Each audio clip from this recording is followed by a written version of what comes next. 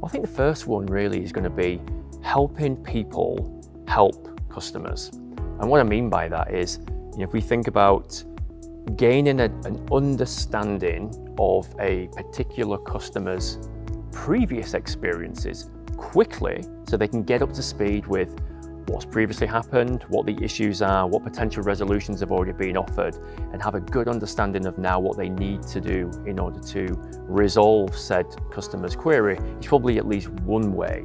Again, we've mentioned before things like generated scripts, particular personalized scripts based on specific scenarios.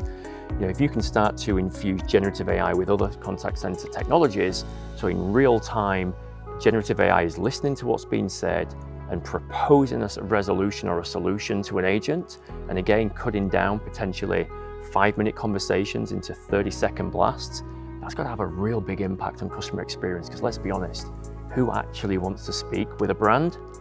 Probably not me. You want to get your resolution completed as accurately, as quickly as possible. Thoughts? Well, it's funny you say who wants to speak to a brand. One of my biggest complaints is I don't want to be explaining how's my day. I want to be focusing on the issue. And so if we have these generative AI directed exchanges, my experience is going to be better. The other place where I think we ought to consider the impact on customer experience is that generative AI is going to help the agent. It's going to help employees, not just agents, but it's going to help employees. And to the extent you help your employees do their jobs easier, better, more effectively, that's going to translate into better customer experiences, whether it's getting the part shipped faster, right? Because the bill of materials was understood more easily.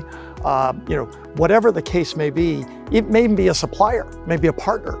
And to the extent their experiences are improved, it improves the customer experience.